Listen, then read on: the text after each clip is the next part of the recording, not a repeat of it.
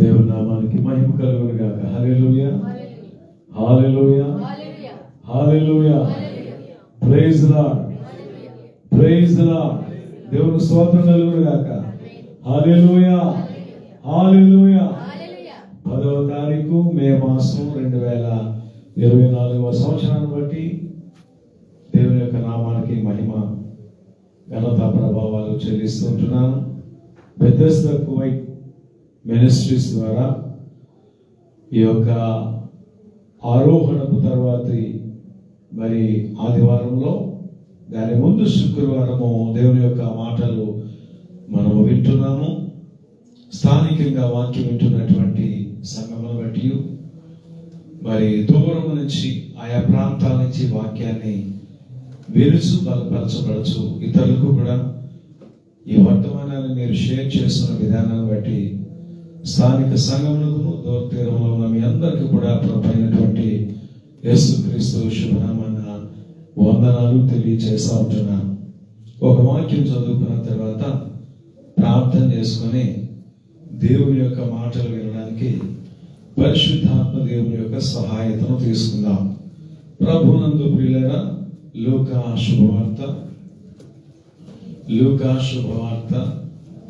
8వ అధ్యాయము 22 నుంచి 25 వరకు చక్కగా స్పష్టంగా ఒక చదవాలని మరి కోరుతున్నాను.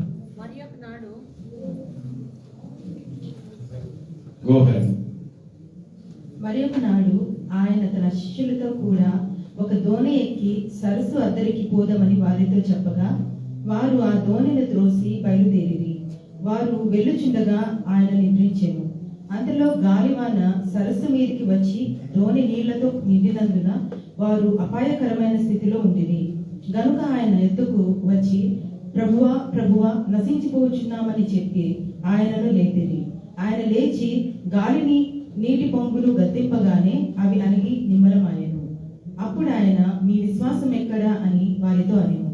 అయితే వారు భయపడి, ఈయన గాలికిని నీళ్లకును ఆజ్ఞాపింపగా అవి లోబడుచున్నవే, ఈయన ఎవరో అని ఒకరితో ఒకరు చెప్పుకొని ఆశ్చర్యపడిరి. ప్రార్థన చేసుకుందాం. చదివి వినిపించినందుకు ప్రభువు నామమున వందనాలు తెలియజేస్తా ఉంటున్నాను.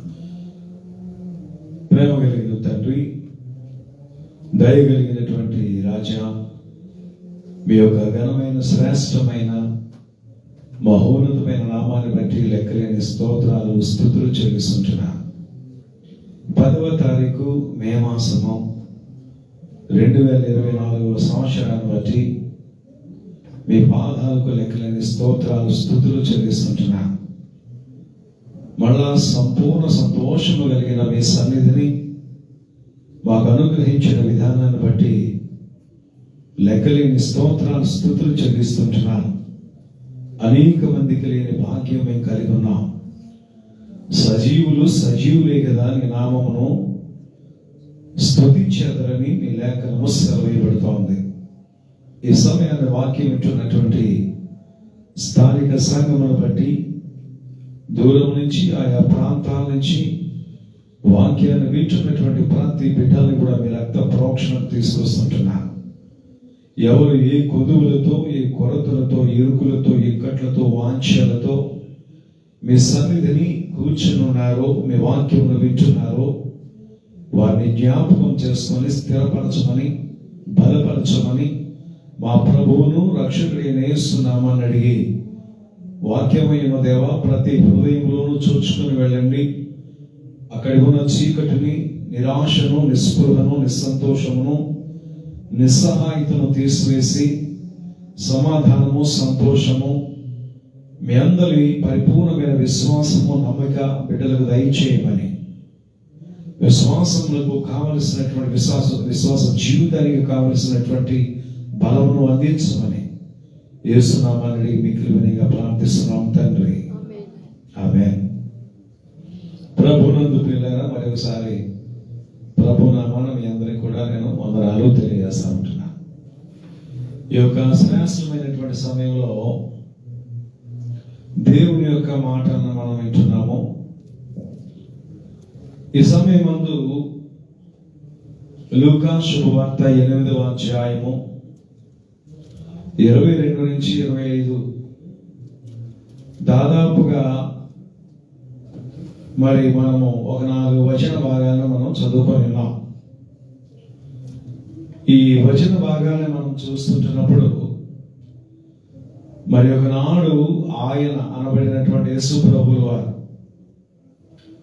తన శిష్యులతో కూడా ఒక దోణి ఎక్కి సరస్సు అద్దరికి పోదామని వారితో చెప్పారు. ఆ సరస్సు ఏదంటే గలిలయ సరస్సు, దాన్ని తిబేరియా సముద్రము అని కూడా అనడం మనకి తెలుసు. గలిలయ సరస్సు, తిబేరియా సముద్రము అని కూడా అనడము మనకు తెలుసు. దాదాపుగా ఒక చిన్న సముద్రం లాంటిదే. ప్రభునందు పిల్లరా, ప్రభువులు వారు చెప్పారు, ఒక దోణి ఎక్కి ఈ యొక్క తిబేరియా సముద్రమును ఈ దరి నుంచి ఆ దరికి వెళదాము అని ప్రభువులు వారు తన శిష్యులతో చెప్పి ఉంటున్నారు. మరి ఒక నాడ అంటే ఒక దినాన ఆయన తన శిష్యులతో కూడా దోణి మీద కూర్చున్నారు, దోణికారు. ఈ సరస్సు ఈ ప్రాంతం నుండి ఆ ప్రాంతములకు, ఈ దరి నుండి ఆ దరికి, లేక ఇద్దరి నుండి అద్దరికి వెళదామని ప్రభువులు వారు వారితో చెప్పి ఆ దోణి మీద కూర్చున్నారు. ఆయన దోణి మీద కూర్చోగానే ప్రయాణం ప్రారంభమైంది. 23వ వచనంలో వారు ఆ సరస్సు అద్దరికి పోదామని వారితో చెప్పగా వారు ఆ దోణిను త్రోసి ప్రయాణమును ప్రారంభించారన్నమాట అండి సముద్రం మీద. 23వ వచనం, వారు వెళ్ళుచుండగా ఆయన నిద్రించాను. ఆయన నిద్రించాడు. ప్రయాణము చక్కగా సాగుతూ ఉంది. చల్లగాలి, సముద్రం మీద చల్లగాలి చక్కగా ఉంటుంది. సాయంకాల సమయంలో నదీ తీర ప్రాంతాన్ని కానీ, చెరువు తీర ప్రాంతాన్ని కానీ, సముద్ర తీర ప్రాంతాన్ని కానీ మనం కూర్చున్నప్పుడు చాలా చల్లగా ఉండి మనకు కూడా నిద్రపోదామన్నంత చక్కటి ఆ ఫీలింగ్ మనకి, ఆ భావన కలుగుతూ ఉంటుంది అన్నమాట అండి. ప్రభువులు వారు అలసిపోయి ఉన్నారు. ఆయన దినమంతా కూడా పనిలోను, నడక, పని, సువార్త ప్రకటనలో అలసిపోయి ఉండి ఇప్పుడు ఈ యొక్క తిబేరియా సముద్రాన్ని మనము వెళ్ళిపోదామని దోణి ఎక్కగానే శిష్యులు ఏం చేశారంటే వారు తెడ్లు వేసి పడవను, నావను, దోణిను బయలుదేరించడము ప్రారంభం అయింది. ఇంతలో యేసు ప్రభువు వారు నిద్రించు ఉన్నారు. అంతలో ఏమైందంటే ప్రభు ఇలా నిద్రిస్తూ ఉండగానే అంతలో గాలివాన సరస్సు మీదకు వచ్చి దోణి నీళ్లతో నిండిపోయినందున వారు అపాయకరమైన పరిస్థితిలో ఉన్నారు. యేసు ప్రభువు వారు నిద్రలోకి, అంటే కునుకు అంటారు, నిద్ర వేరు, కునుకు తీయడం వేరు. కునుకు అనగానే అలసట ఇలా రాగానే మెడకు వస్తుంది. నిద్ర అంటే కొంచెం డీప్ గా వెళతాం. గాఢ నిద్ర అంటే మరి వెళతాం. అతి నిద్ర అంటే ఇంకా వెళ్ళిపోతాం. రకరకాల పదాలు ఉన్నాయి నిద్ర కోసం. అయితే ప్రభువులు వారు కునుకు తీస్తుంటుండగా ఏమైందంటే, ప్రభువులు వారు కునుకు తీస్తుంటుండగా ప్రకృతి ఏం చేసిందంటే పలకరించడం ప్రారంభించింది. ప్రభువులు వారు కునుకు తీయడం ప్రారంభించగానే ప్రకృతి పలకరించడము ప్రారంభించింది. అదేమైందండి, గమనించాలి. ప్రభువులు వారు ఇలా కునుకు తీయగానే మొగాను ఇలాగ నిద్ర పడుతుంది. వెంటనే ప్రకృతి ఏం చేసిందంటే పలకరించడం ప్రారంభించింది. అయితే అందులో గాలివాన సరస్సు మీదకి వచ్చి, గాలివాన ఎక్కడికి వచ్చింది? సరస్సు మీదకి వచ్చింది. గాలివాన సరస్సు మీదకి రాగానే సరస్సు అలలతో ఎగరడము, రేగడము ప్రారంభించింది. ఎప్పుడైతే సరస్సు మీదకి గాలి వచ్చిందో సరస్సు అలలు కొట్టడం ప్రారంభించబడి, ఈ అలలు ఎక్కడికి వచ్చాయంటే దోణిలోకి వచ్చాయి. ఇప్పుడు ప్రశాంతంగా ఉన్న దోణిలోకి ఏం చేయడం ప్రారంభించింది? నీళ్లు దోణిను నింపడము ప్రారంభించిందనమాట. వారు వెళ్ళి చూడగా ఆయన నిద్రించాను. అంతలో గాలివాన సరస్సు మీదకు వచ్చింది. దోణి మీదకి అలల చేత నీళ్లు కొట్టబడడం బట్టి దోణి నీళ్లతో నిండిపోయింది. అంచేత వారు అపాయకరమైనటువంటి స్థితిలోనికి వెళ్ళిపోయారు. గమనించాలి ప్రభునందుకు, లేదా ఈ చిన్న వాక్య భాగం మనకు విశ్వాసమైన మనకు, పరిశుద్ధులమైన మనకు, లేక ఆత్మీయ జీవితంలో ఉన్నటువంటి మనకు చాలా పాఠాలని నేర్పిస్తారని జ్ఞాపకం చేసుకోవాలి. దోణి మన జీవితానికి సాదృశ్యము అని మనము విశ్వసించాలి కదా. పడవకు పోలుస్తారు, దోణికి పోలుస్తారు, నావకు పోలుస్తారు. లోకము సముద్రమైనది. లోకమేమైనది? సముద్రమైనది. ఈ యొక్క దోణి అనబడిన, నావనబడిన, పడవనబడిన జీవితము ఎక్కడ నడుస్తూ ఉన్నదంటే లోకంలో నడుస్తూ ఉన్నది. గమనించాలి. ఈ దోణి అనే జీవితము ఈ సముద్రం అనేటువంటి లోకంలో నడుస్తూ ఉన్నది. ప్రభువుల వారు ఎక్కడ ఉన్నారు?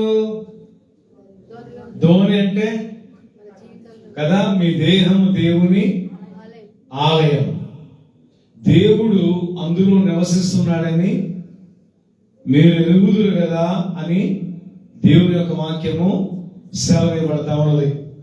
హృదయం దేవుని యొక్క మందిరము అయినది. ప్రభు యొక్క ఆత్మ ఇక్కడ నివాసం చేస్తున్నదని మనం ఎరిగిన వారమై ఉన్నాం. ఇప్పుడు ఈ జీవితం ఏమైనది? దోణి ఉన్నది కదా. ఈ దోణిలో ఎవరుంటారు?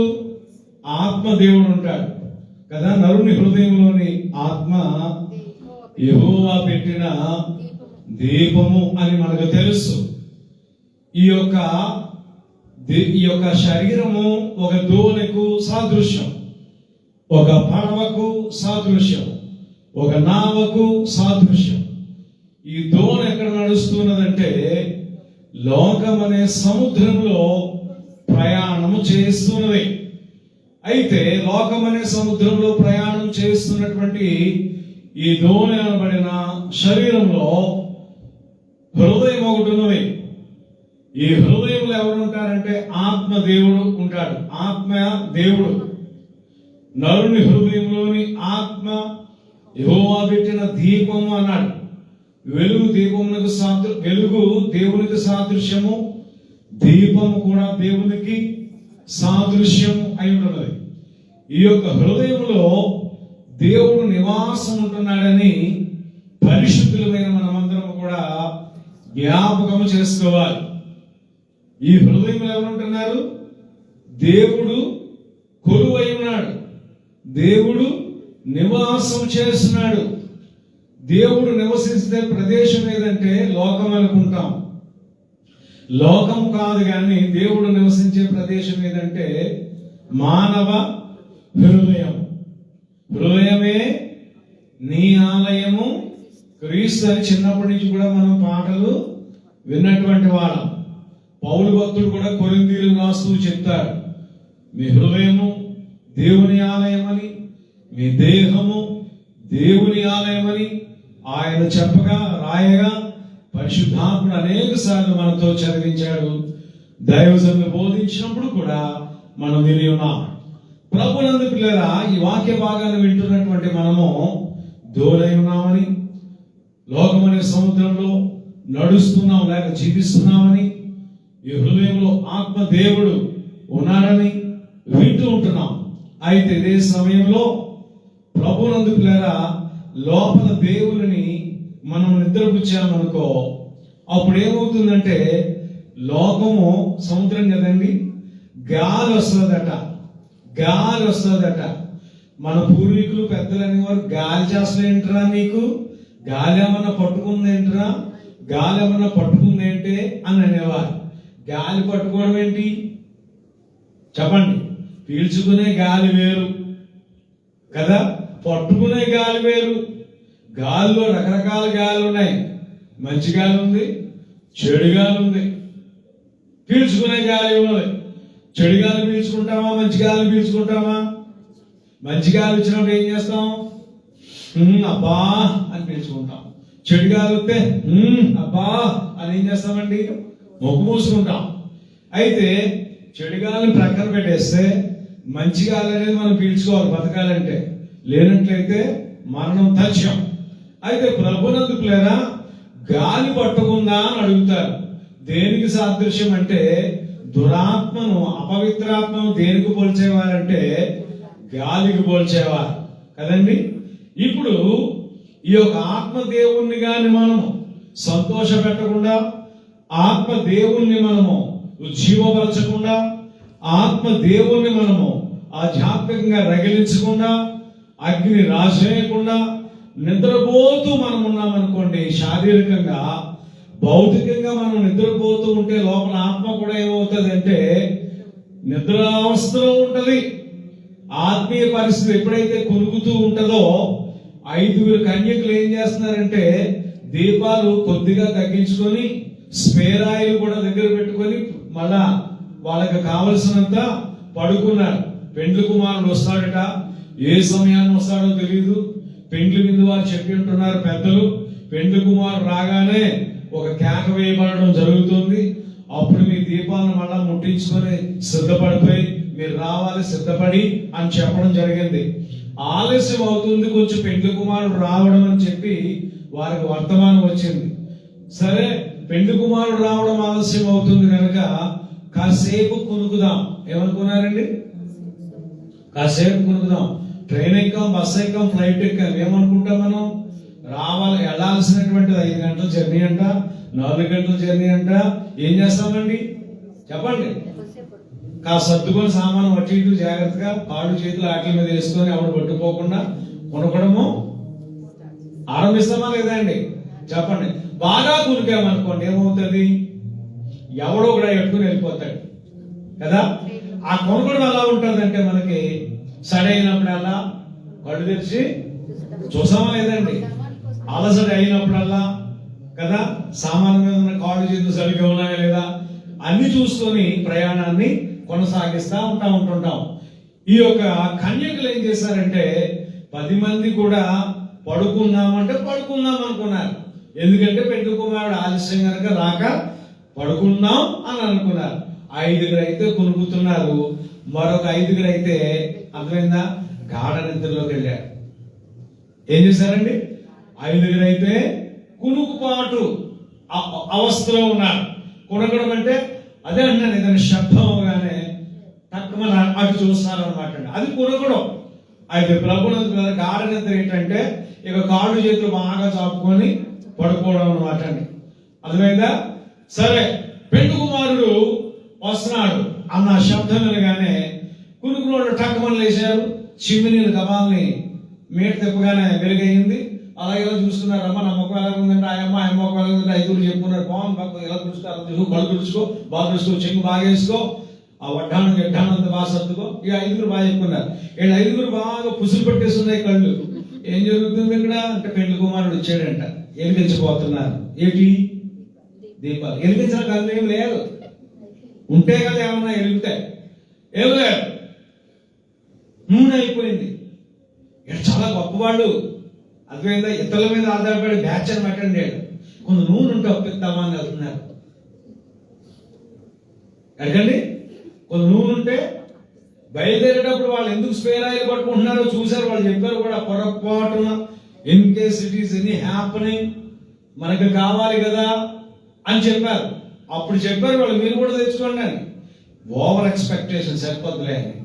ఏంటి సిద్ధపాటు సరిపోతులే అనుకుంటే చాలదు. యేసు ప్రభువు వారు ఎప్పుడైనా రావచ్చు, కాసేపు కన్నా రావచ్చు, సాయంకాలం అన్నా రావచ్చు, బాగా భోజనం చేశాక అవసరం కొరతో అర్ధరాత్రిలో రావచ్చు. శబ్దం వినపడదు అర్ధరాత్రిలో, ఎందుకంటే తిన్న దాన్ని బట్టి, పడుకున్న విధానాన్ని బట్టి. అప్పుడు గొప్ప ఆధ్యాత్మిక నష్టం మనకి. వెళ్ళారు, అప్పటిగారు మాకు చాలదనేసారు వాళ్ళు.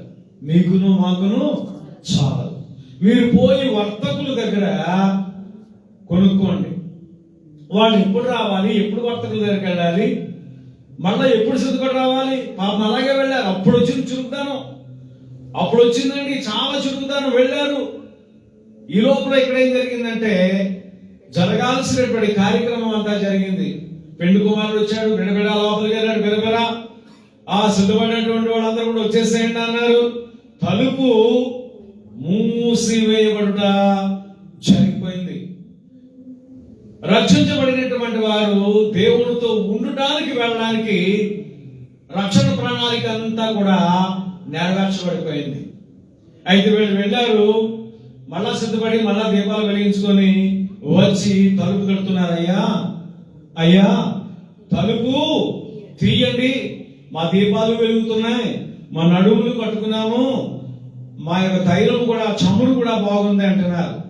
లోపల నుంచి వస్తున్న స్వరం ఏంటో తెలుసా? గంభీరంగా, మీరెవరో నాకు తెలియదు, పోండి, మీరెవరో నాకు తెలియదు, వెళ్ళిపోండి. అయ్యా అయ్యా అయ్యా అయ్యా అయ్యా తలుపుది అవకాశం లేదు. తలుపు వేయబడుట జరిగిపోయింది, మూసివేయబడుట జరిగిపోయింది. నోవాహు గారు తలుపు వేసేశారు, నోవాహు గారు కిటికీ మూసేశారు. అర్థమైందండి?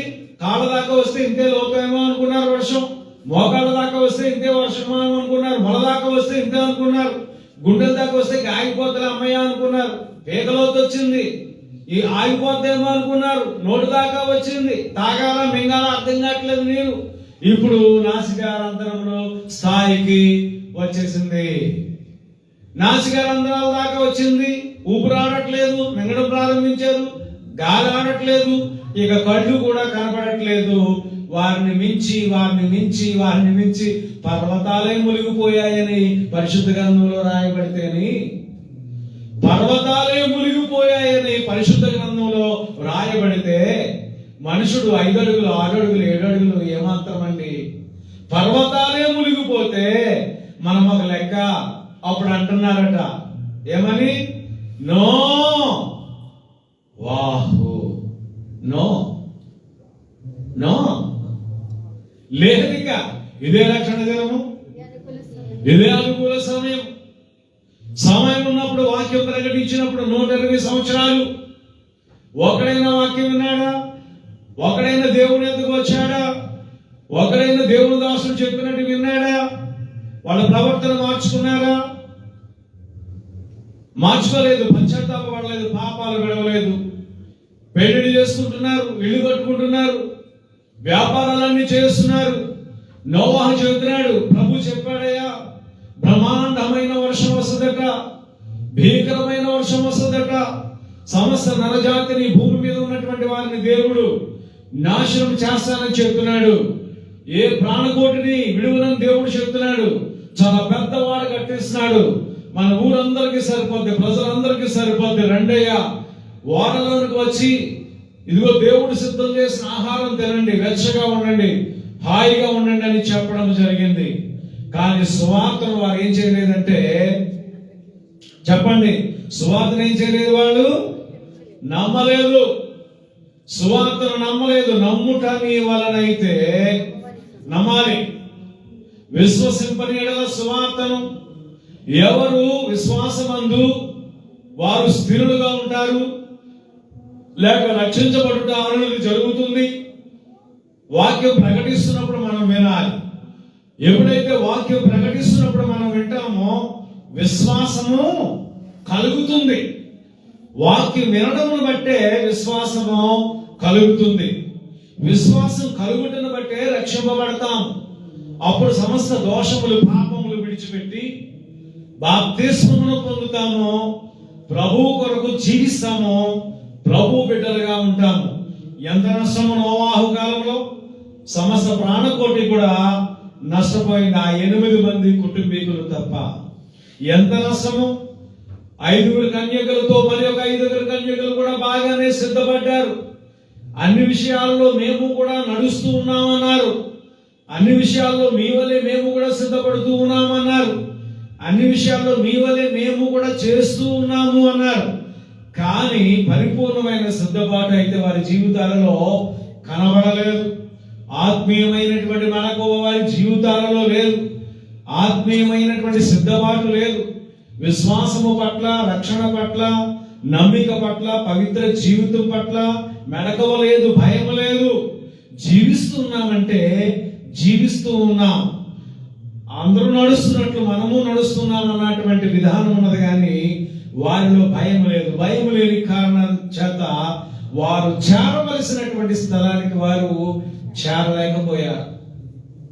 అందుకని పౌలు భక్తుడు హెబ్రీయులకు రాసి అంటాడు, మీలో ఎవరైనా అట్టి చేదు కూర తిని యాషావు మనస్సును పోలి జీవిస్తారేమో జాగ్రత్త. అటు చేదు ఏమైనా మీలో మొలచి మీరు ఒకవేళ పడిపోతారేమో జాగ్రత్త అని చెప్పడం జరుగుతూ ఉన్నది. ఈ యొక్క మధ్యాహ్న కాల సమయంలో ప్రభునందు ప్రియ పిల్లలారా, ప్రభునందు ప్రియ పరిశుద్ధులారా, దేవుని యొక్క వాక్యం చూస్తే ఆత్మీయ జీవితం కొనికినప్పుడు లోకం మీద నుండి సుడిగాలి కావచ్చు, పెనుగాలి కావచ్చు, అదేంటండి చెడుగాలి కావచ్చు, దురాత్మనబడే గాలి కావచ్చు, ఈ దేహం అనేటువంటి ధోరణి ఏం చేయొచ్చు అంటే అతలాకుతలము చేయొచ్చు.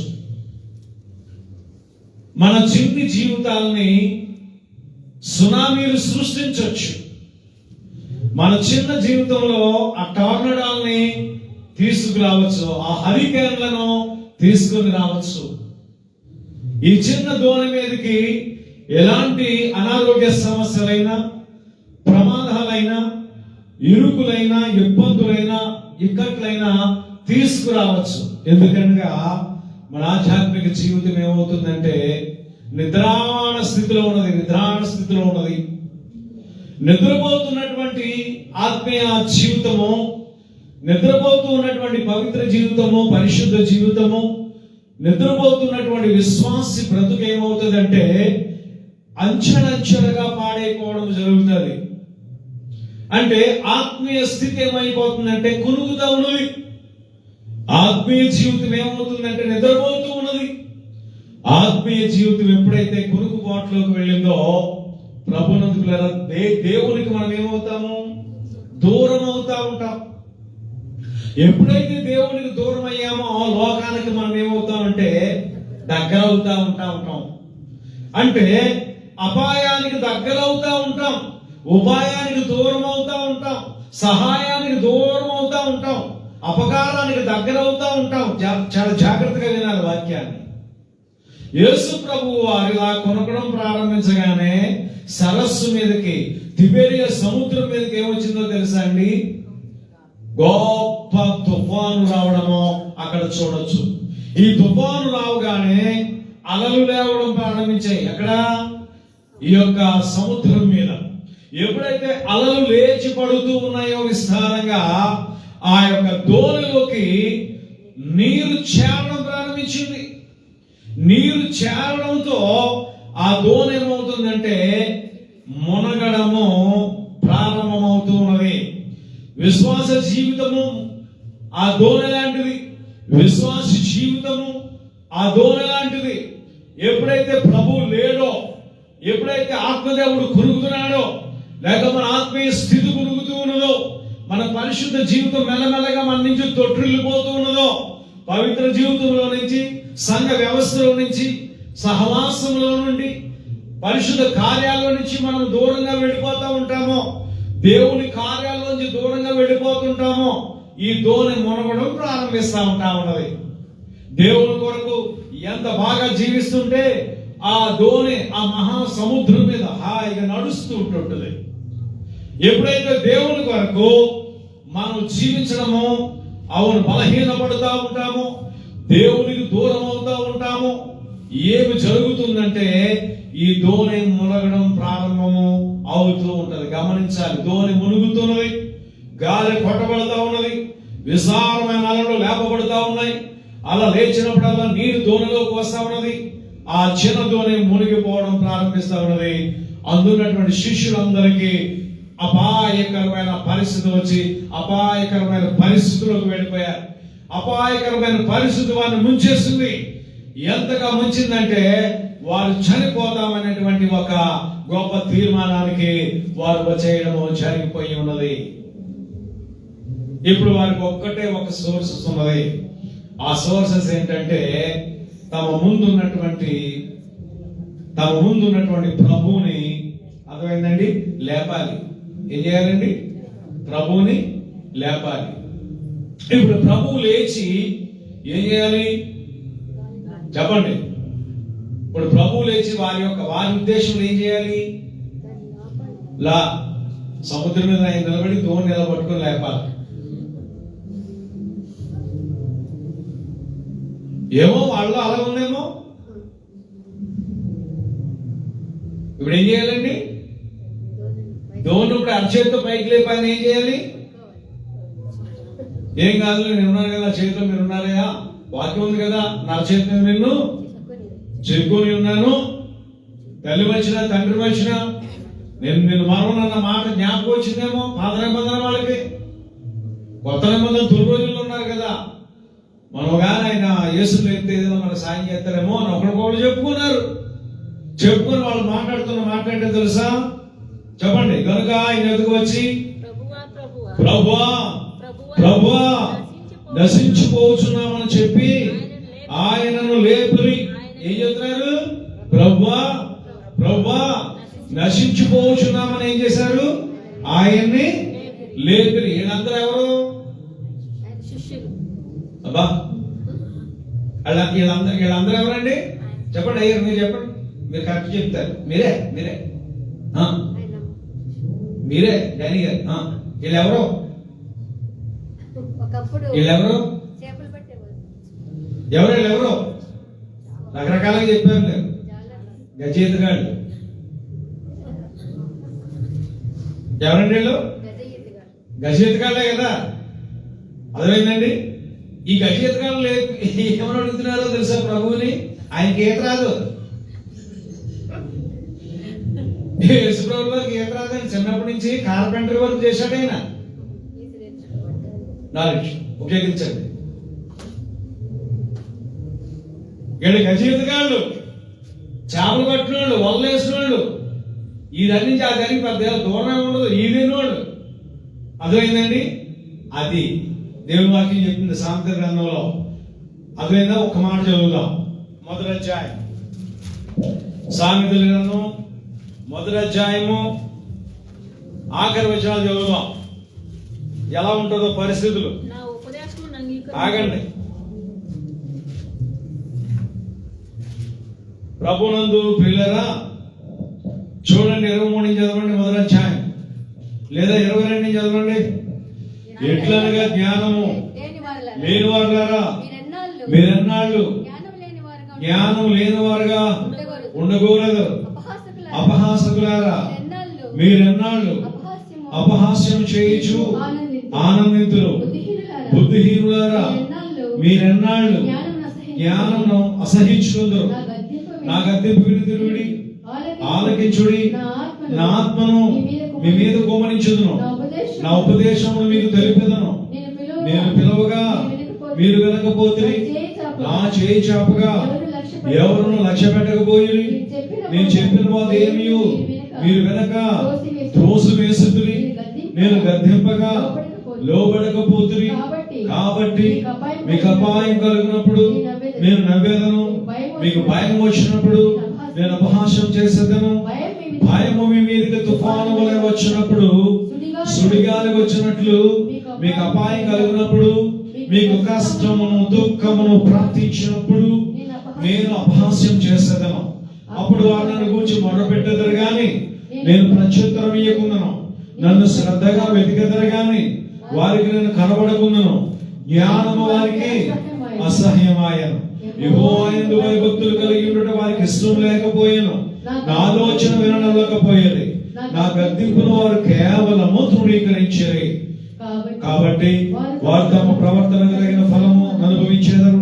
తమకు వెక్కసమగు వరకు తమ ఆలోచన అనుసరించేదరు. జ్ఞానము లేని వారు దేవుని విసర్జించి నాశనమగుదురు. బుద్ధిహీనులు క్షేమము కలిగినదని మైమరిచి నిర్మూలమగుదురు.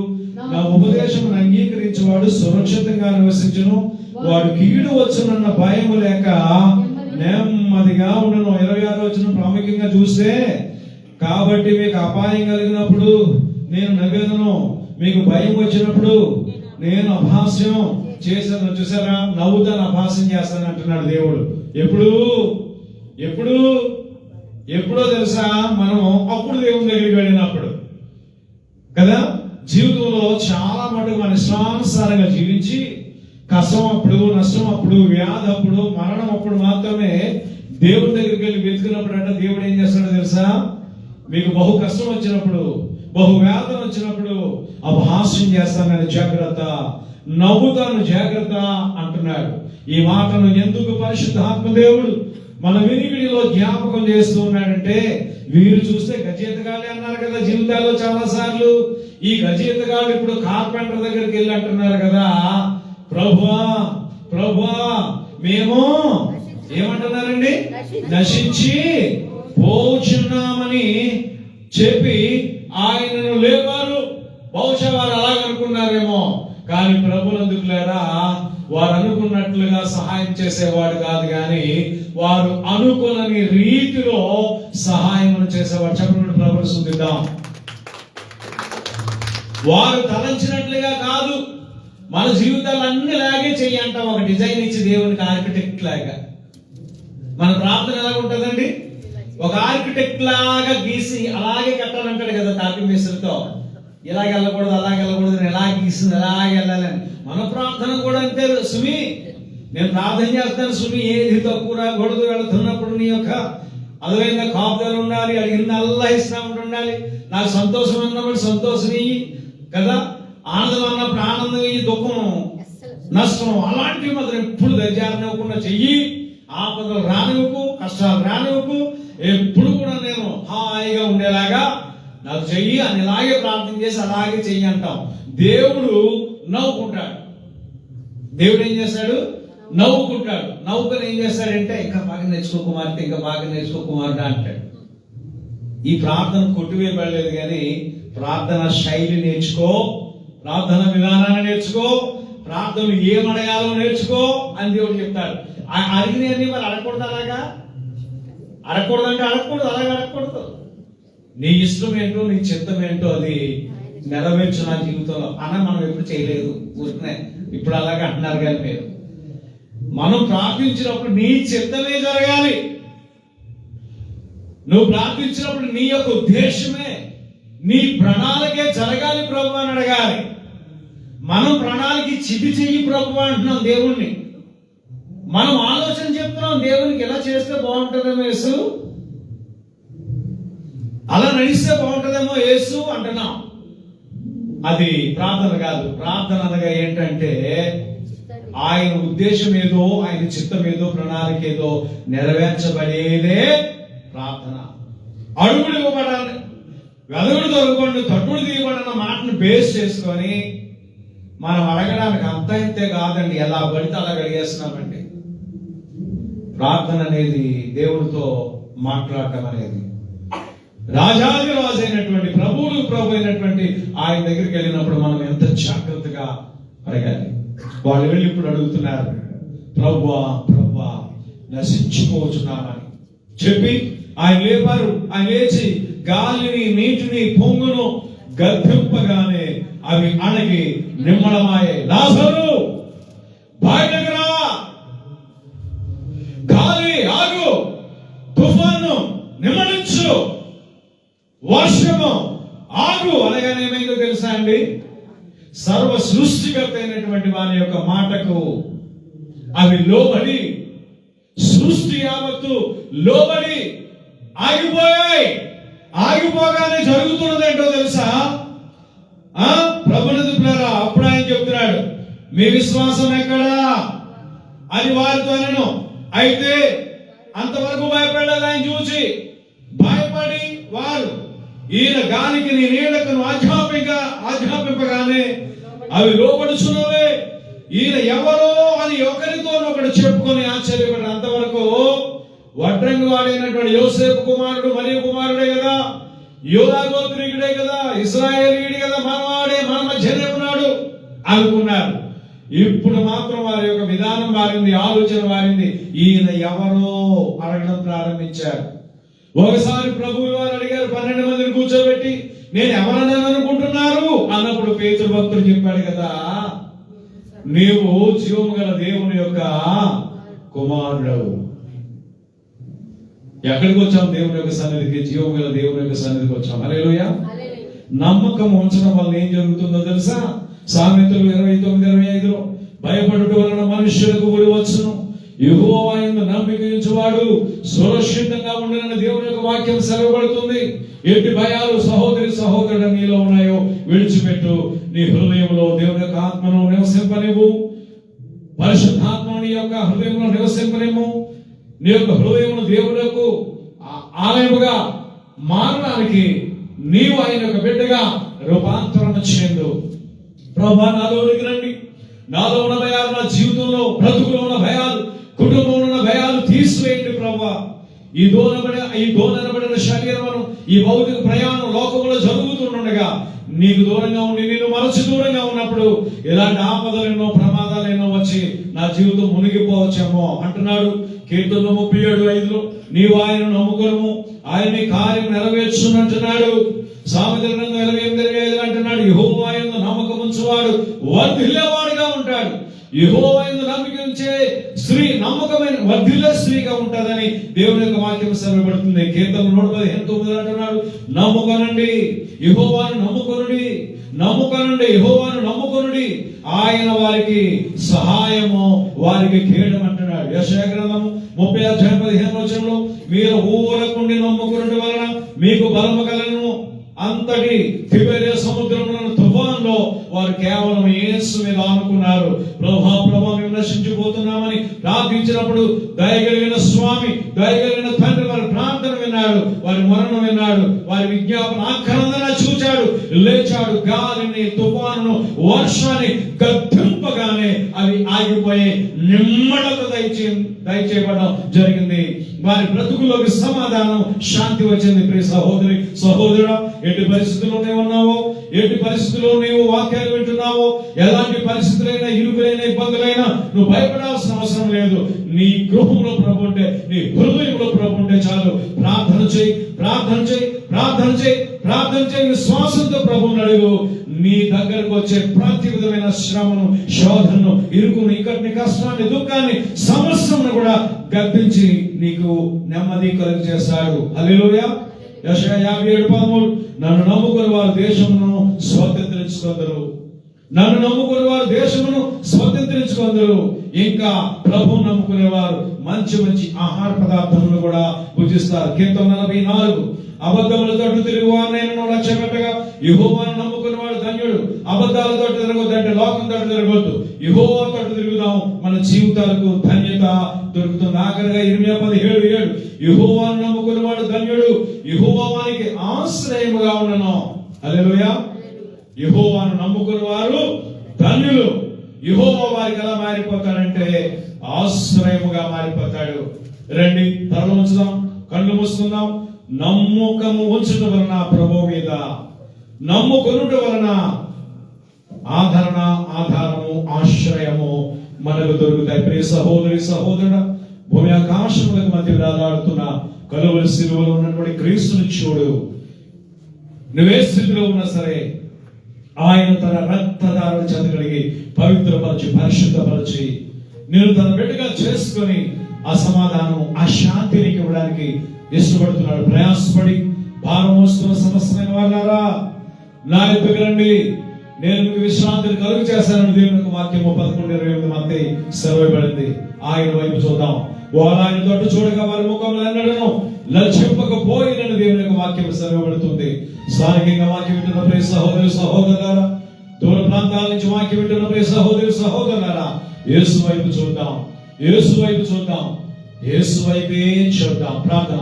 ప్రేమ నమ్మకం కలిగిన తండ్రి వందనాలు. వీళ్ళ వాక్యం ఆ యొక్క అందరి హృదయాల్లో ప్రతిఫలింప చేయమని, ఉజ్జీవింప చేయమని, వాక్యం శాఖోపశాఖలుగా విస్తరించి మా ఆత్మీయ జీవితం, విశ్వాస జీవితం, పరిశుద్ధి జీవితం, భౌతిక జీవితం, దేహాత్మ ప్రాణాలు ప్రభా ఫలభరితముగా ఉండడానికి సహాయం చేయమని యేసు నామమున అడిగి ప్రార్థిస్తున్నాము తండ్రి. ఆమేన్. మన పరమ తండ్రి దేవుని ప్రేమయు, కుమారుడైన క్రీస్తు కృపయు, పరిశుద్ధాత్మ దేవుని సహవాసం, సమాధానం ఇప్పుడు ఎల్లప్పుడూ సదాకాలం మనకు తోడుగా ఉన్నది గాక. ఆమేన్. గాడ్ బ్లెస్ యు ఆల్ అండి. ప్రభునందు ప్రియులారా, ప్రభు రాత్రి భాగం మనందరం